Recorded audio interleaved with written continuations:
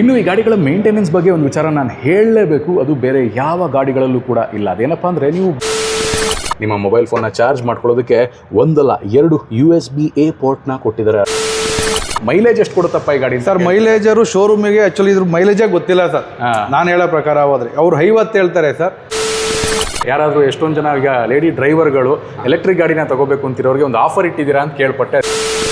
ಇದು main question. Minimum down payment ಎಷ್ಟು ಕಟ್ಟಬೇಕಾಗತ್ತೆ?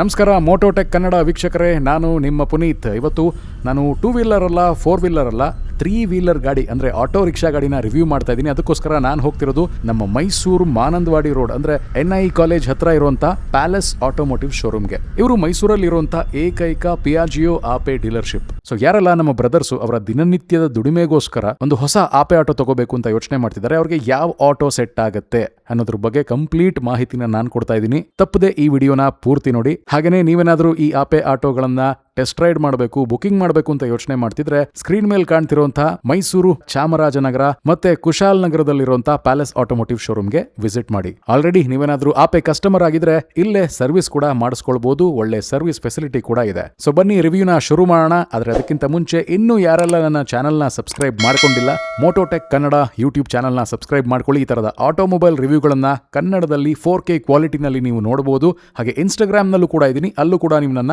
Follow ಮಾಡಬಹುದು. ಮೋಟೋಟೆಕ್ ಕನ್ನಡ. ಗೈಸ್, ಇದೇನೇ ಪಿಯಾಜಿಯೋ ಆಪೆ ಗಾಡಿಗಳು. ಆಪೆ ಗಾಡಿ ಅಂತ ಅಂದ ತಕ್ಷಣ ಜನರಿಗೆ ಫಸ್ಟ್ ಮೈಂಡಿಗೆ ಬರೋದು ಆ ಡೀಸೆಲ್ ಗೂಡ್ಸ್ ವೆಹಿಕಲ್.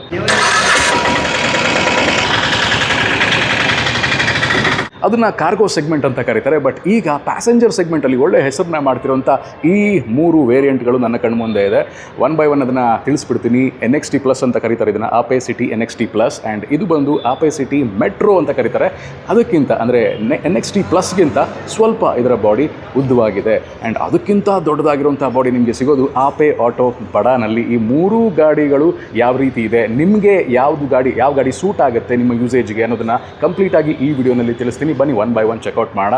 ಫಸ್ಟ್ಗೆ ನೀವು ನೋಡ್ತಾ ಇದ್ದೀರಾ ಆಪೆ ಸಿಟಿ NXT ಪ್ಲಸ್ ಅಂತ. ಈ ಆಪೆ ಗಾಡಿಗಳ ವಿಶೇಷತೆ ಏನಪ್ಪ ಅಂದರೆ, ತುಂಬ ಹಳೆ brand and one of the trusted brands in commercial vehicle segment ಅಂತಲೇ ಹೇಳ್ಬೋದು. ಈ ಒಂದು ಗಾಡಿನ ಜನ ಯಾಕೆ ಇಷ್ಟಪಡ್ತಾರೆ ಅಂದರೆ, because of the reliability and ಇದರ ಮೇಂಟೆನೆನ್ಸ್ ಆಗಿರ್ಬೋದು, ಜೊತೆಗೆ ಇದು ಕೊಡುವಂಥ ಮೈಲೇಜ್. ಈ NXT ಪ್ಲಸ್ ಬಂದು ನೀವೀಗ ನೋಡ್ತಿರೋದು CNG ವೇರಿಯಂಟು.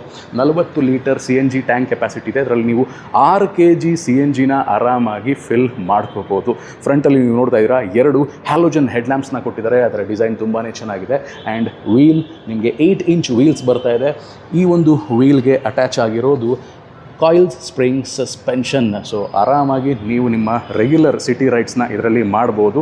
ಯಾರೆಲ್ಲ ಕಮರ್ಷಿಯಲಿ ನಾವು ಒಂದು ಬಿಸ್ನೆಸ್ನ ಶುರು ಮಾಡಬೇಕು, ಆಟೋ ತೊಗೊಂಡು ಬಾಡಿಗೆ ಹೊಡೆಯುವಂಥ ಜೀವನ ಮಾಡಬೇಕು ಅಂತ ಯೋಚನೆ ಮಾಡ್ತಿದ್ದಾರೆ, ಅವ್ರಿಗೆ ಹೇಳಿ ಮಾಡಿಸಿದಂಥ ಗಾಡಿ ಇದಾಗಿದೆ. ಎಸ್ಪೆಷಲಿ ಸಿಟೀಸ್ಗಳಲ್ಲಿ ಈ ಗಾಡಿ ಓಡಿಸೋದಕ್ಕೆ ತುಂಬ ಕಂಫರ್ಟಬಲ್ ಆಗಿರುತ್ತೆ. ಈ ಗಾಡಿಗಳ ವಿಶೇಷತೆ ಏನಪ್ಪ ಅಂದರೆ, ಇಲ್ಲಿ ಅನಿಸಿದ್ದಾರೆ ನೋಡಿ 36 ಮಂತ್ ಸೂಪರ್ ವಾರಂಟಿ ಅಂತ. ಹೌದು, ಇದು ನಿಮಗೆ ಬೇರೆ ಯಾವುದೇ ಬ್ರ್ಯಾಂಡಲ್ಲೂ ಸಿಗೋದಿಲ್ಲ.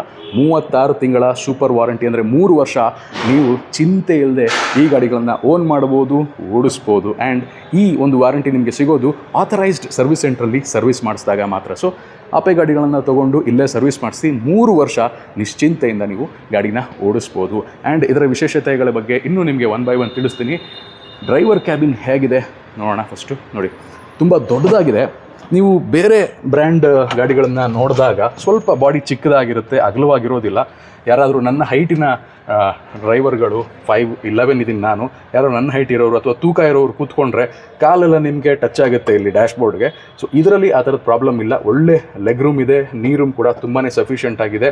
ಒಳ್ಳೆ ಹ್ಯಾಂಡಲ್ ಬಾರ್ನ ಕೊಟ್ಟಿದ್ದಾರೆ ನಿಮಗೆ. ಆ್ಯಂಡ್ ಇದರಲ್ಲಿ ಡ್ಯಾಶ್ಬೋರ್ಡ್ ಇದೆ. ಈ ಡ್ಯಾಶ್ಬೋರ್ಡ್ನ ನೀವು ಓಪನ್ ಮಾಡಿ ತೋರಿಸ್ತೀನಿ ನಿಮಗೆ. ಈ ಡ್ಯಾಶ್ಬೋರ್ಡ್ ಒಳಗಡೆ ಸಣ್ಣ ಪುಟ್ಟ ಐಟಮ್ಸ್ನ ನೀವು ಸ್ಟೋರ್ ಮಾಡಿಕೊಳ್ಬಹುದು. ಹಾಗೆ ಸ್ಪೀಡೋಮೀಟರ್ ಅನಲಾಗ್ ಕೊಟ್ಟಿದ್ದಾರೆ. ಇಲ್ಲಿ ನಿಮಗೆ ಸ್ಪೀಡ್ ಗೊತ್ತಾಗುತ್ತೆ, ಯಾವ ಗೇರಲ್ಲಿದ್ದೀರಾ ಅದನ್ನು ಕೂಡ ಇಂಡಿಕೇಟ್ ಮಾಡುತ್ತೆ. ಹಾಗೆ ಗಾಡಿ ಇಂಜಿನ್ ಸಂಬಂಧವಾಗಿ ಎಲ್ಲ ವಿಚಾರಗಳು ಇಲ್ಲಿ ನಿಮಗೆ ಡಿಸ್ಪ್ಲೇ ಆಗುತ್ತೆ. ನಿಮ್ಮ ಮೊಬೈಲ್ ಫೋನ್ನ ಚಾರ್ಜ್ ಮಾಡ್ಕೊಳ್ಳೋದಕ್ಕೆ ಒಂದಲ್ಲ 2 USB-A ಪೋರ್ಟ್ನ ಕೊಟ್ಟಿದ್ದಾರೆ. ಆರಾಮಾಗಿ ನಿಮ್ಮ ಫೋನ್ನ ನೀವು ಚಾರ್ಜ್ ಕೂಡ ಮಾಡ್ಕೋಬೋದು. ಹಾಗೆ ಇಲ್ಲಿ ಕೊಟ್ಟಿರುವಂಥ ಬಟನ್ಸ್ ಬಗ್ಗೆ ಹೇಳಬೇಕು ಅಂದರೆ, ನಿಮ್ಮ ಹೆಡ್ಲೈಟ್ನ ಆನ್ ಮಾಡ್ಕೋಬೋದು, ಜೊತೆಗೆ ವೈಪರ್ಸ್. ಆ್ಯಂಡ್ ಇದನ್ನು ಪ್ರೆಸ್ ಮಾಡಿದ್ರೆ 4 ಇಂಡಿಕೇಟರ್ ಆನ್ ಆಗುತ್ತೆ, ಅಂದರೆ ಹಜಾರ್ಡ್ ಲ್ಯಾಂಪ್ ಆನ್ ಆಗುತ್ತೆ. 4 ಗೇರ್ ಇರುವಂಥ ಗಾಡಿ ನೀವು ನೋಡ್ತಾ ಇದ್ದೀರಾ. ಸೊ ಸಫಿಷಿಯೆಂಟ್ ಆಗಿದೆ. ಒಳಗಡೆ ಯಾರೆಲ್ಲ ಕೂತ್ಕೊಂಡು ಓಡಿಸ್ತಾರೆ. ಅವ್ರಿಗೆ ಒಂದು ವೈಡ್ ಆ್ಯಂಗಲ್ ಕಾಣುತ್ತೆ ನೋಡಿ, ನೀವು ನೋಡ್ತಾ ಇದ್ದೀರಾ, ಅಗಲವಾದ ಗ್ಲಾಸ್ನ ಕೊಟ್ಟಿದ್ದಾರೆ. ಇನ್ನು ಕನ್ವೀನಿಯನ್ಸ್ಗೆ ನಿಮಗೆ ಇಲ್ಲಿ ಬಾಟಲ್ ಹೋಲ್ಡರ್ನ ಕೊಟ್ಟಿದ್ದಾರೆ. ಆರಾಮಾಗಿ ನೀವು ನಿಮ್ಮ 1 ಲೀಟರ್ ಬಾಟಲ್ನ ಇಲ್ಲಿ ಇಟ್ಕೋಬೋದು. CNG ಟ್ಯಾಂಕ್ ಆಗಲೇ ಹೇಳಿದ್ನಲ್ಲ, 6 kg CNGನ ನೀವು ಫಿಲ್ ಮಾಡಿಸ್ಕೋಬೋದು ಅಂತ. ಆ ಟ್ಯಾಂಕ್ ನಿಮ್ಮ ಸೀಟ್ ಅಡಿಯಲ್ಲೇ ಬರುತ್ತೆ. ಆರಾಮಾಗಿ ನೀವು ನಿಮ್ಮ CNGನ ಇಲ್ಲೇ ಫಿಲ್ ಮಾಡಿಸ್ಕೋಬೋದು. ಇನ್ನು ಹಿಂದ್ಗಡೆ ಕ್ಯಾಬಿನ್ ಬಗ್ಗೆ ಹೇಳ್ತೀನಿ ಅಂದರೆ, ಡೋರ್ ಕೊಟ್ಟಿದ್ದಾರೆ, 2 ಕಡೆ ನಿಮಗೆ ಡೋರ್ ಬರುತ್ತೆ. ಈ ಲ್ಯಾಚ್ನ ಮೇಲೆತ್ತಿದ್ರೆ ಡೋರ್ನ ಓಪನ್ ಮಾಡ್ಬೋದು.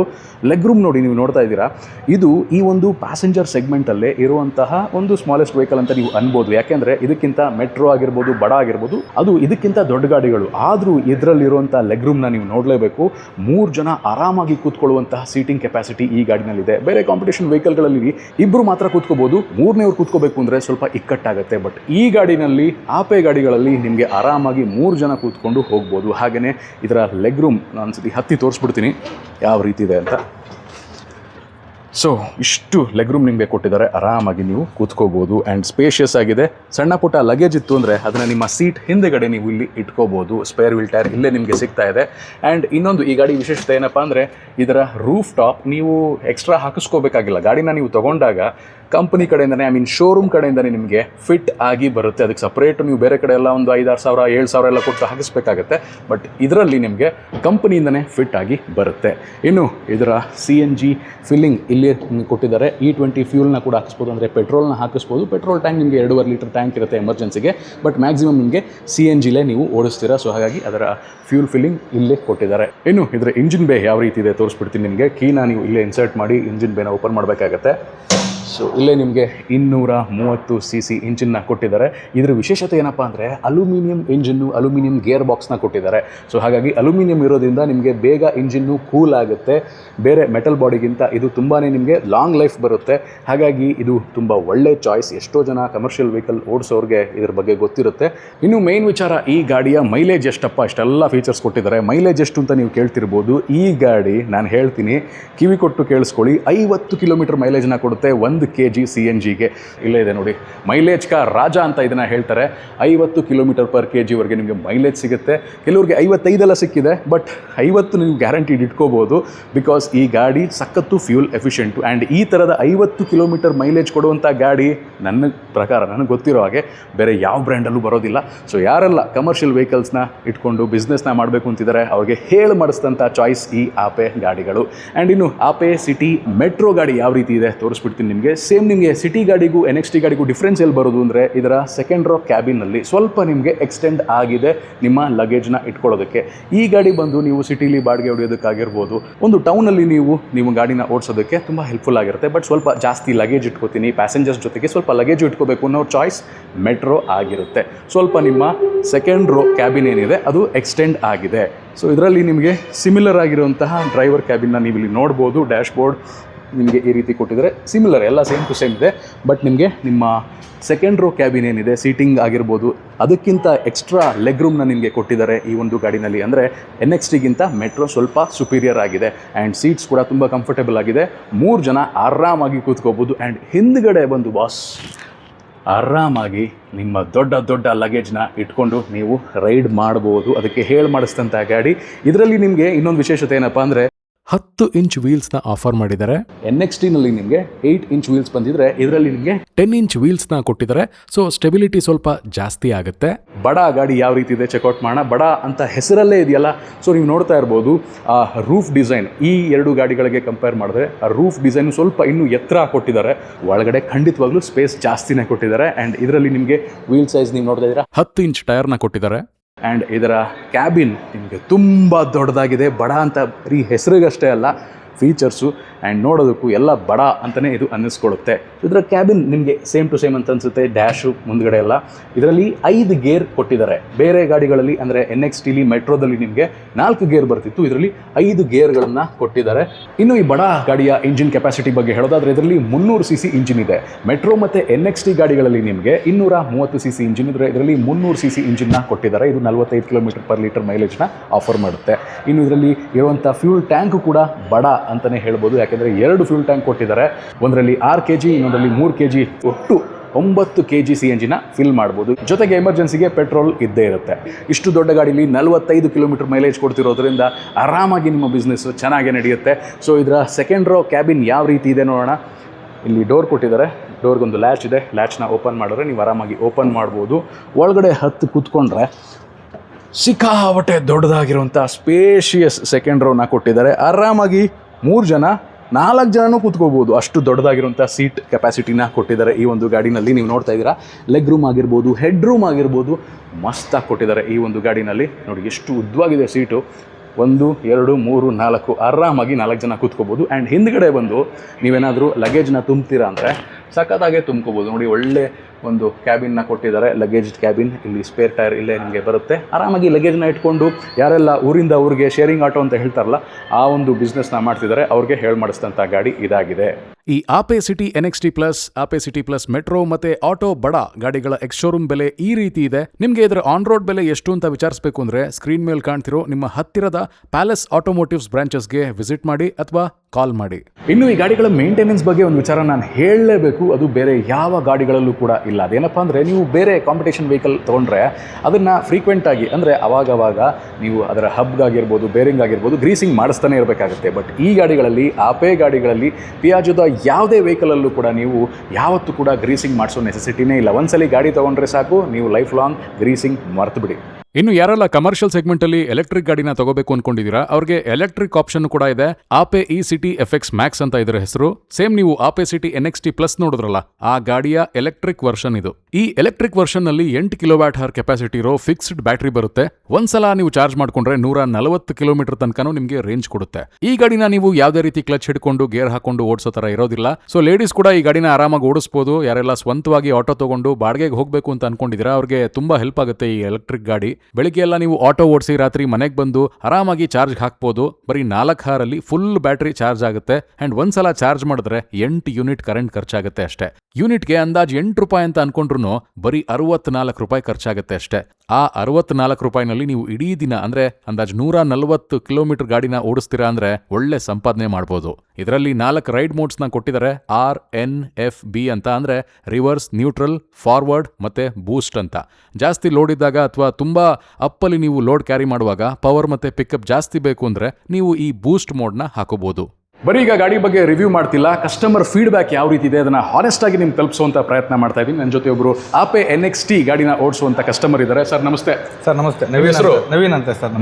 ನವೀನ್ ಅವರು ನಮ್ಮ ಜೊತೆ ಇದ್ದಾರೆ. ನವೀನ್ ಅವರೇ, ನಿಮ್ಮನ್ನ ಹಾನೆಸ್ಟ್ ಆಗಿ ಕೇಳ್ತಾ ಇದ್ದೀನಿ, ಈ ಗಾಡಿನ ತಗೋಬೋದಾ ತಗೋಬಾರ್ದಾ?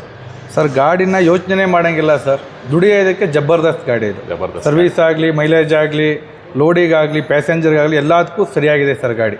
ಓಕೆ, ಮೇಂಟೆನೆನ್ಸು ಕಡಿಮೆ ಇದೆ ಸರ್. ಸರ್ವಿಸ್ ಸ್ಟೇಷನಲ್ಲೂ ತುಂಬ ಸ್ಪಂದಿಸ್ತಾರೆ ನಮಗೆ, ಅದು ಮೇನ್ ತುಂಬ. ಹೌದು ಸರ್, ಬೇರೆ ಸರ್ವಿಸ್ ಸ್ಟೇಷನ್ ನೋಡಿದ್ದೀವಿ 2 ದಿನ 3 ದಿನ ಡಿಲೇ ಮಾಡ್ತಾರೆ. ನಮ್ಮದು ಬಂದಾಗ ಒಂದು ½ ಅನ್ ಅವರಲ್ಲಿ ಗಾಡಿ ಆಯಿಲ್ ಚೇಂಜ್ ಆಗಿರ್ಬೋದು, ಏನೇ ಆಗಿರ್ಬೋದು ಸರ್, ಇಮಿಡಿಯೇಟ್ ಮಾಡಿಕೊಡ್ತಾರೆ.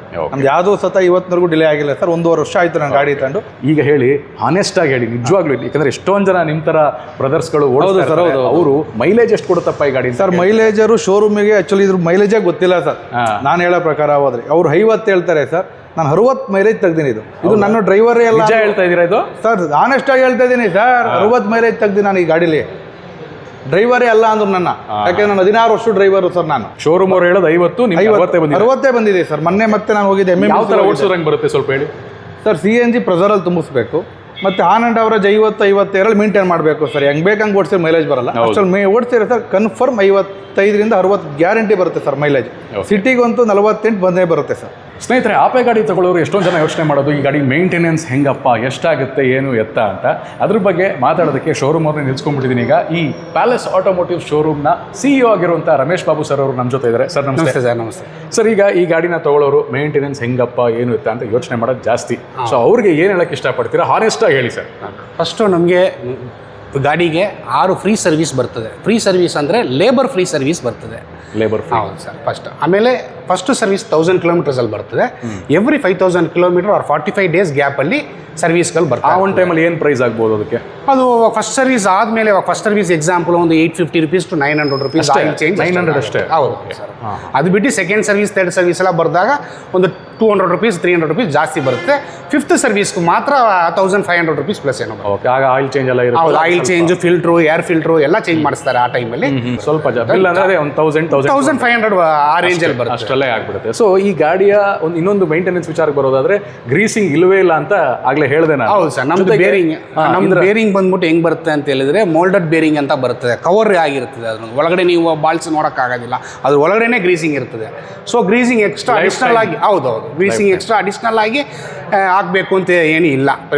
ಬೇರೆ ಗಾಡಿ ತಗೊಂಡ್ರೆ ಅಟ್ಲೀಸ್ಟ್ 1 month ಒನ್ಸ್ ಗ್ರೀಸಿಂಗ್ ಮಾಡ್ತಾ ಇರ್ತಾರೆ. ನಮ್ಮ ಗಾಡಿಗೆ ಗ್ರೀಸಿಂಗ್ ಹತ್ರ ಬೇಕಾಗಿಲ್ಲ. ಪ್ಲಸ್ ಇದರ ಕ್ಲಚ್ ಕೂಡ ತುಂಬಾ ಲಾಂಗ್ ಲೈಫ್ ಬರುತ್ತೆ ಅಂತ ಹೇಳ್ತಾರೆ. ಹೌದು ಸರ್, ನಮ್ದು 30,000 ಕಿಲೋಮೀಟರ್ ಕ್ಲಚ್ ಲೈಫ್ ಬರ್ತದೆ. 30,000 ಕಿಲೋಮೀಟರ್ ಕ್ಲಚ್ ಏನು ಪ್ರಾಬ್ಲಮ್ ಬರೋದಿಲ್ಲ, ಕರೆಕ್ಟಾಗಿ ಓಡಿಸಿದ್ರೆ. ಹೌದು, ಮೇಂಟೆನೆನ್ಸ್ ಮೇಲೆ ಹೆಂಗೆ ಅಂತ ಹೇಳಿದ್ರೆ ಇವಾಗ ನಮ್ದು ಕ್ಲಚ್ ಆಫ್ ಕ್ಲಚಲ್ಲಿ ಗಾಡಿ ಕೆಲವು ಗೇರ್ ಹಾಕ್ತಾರೆ, ಅವಾಗ ಕ್ಲಚ್ ಪ್ರಾಬ್ಲಮ್ ಬರುತ್ತೆ. ನಮ್ದು ಫುಲ್ ಕ್ಲಚ್ ಹಿಡಿದ್ಬಿಟ್ಟು ಗೇರ್ನ ಆಪರೇಟ್ ಮಾಡಬೇಕು. ಸರ್, ಈಗ ಎಲ್ಲ ಆಯಿತು, ಗಾಡಿ ತಗೋಬೇಕು, ಮಿನಿಮಮ್ ಡೌನ್ ಪೇಮೆಂಟ್ ಇದು main question. Minimum down payment ಎಷ್ಟು ಕಟ್ಟಬೇಕಾಗುತ್ತೆ?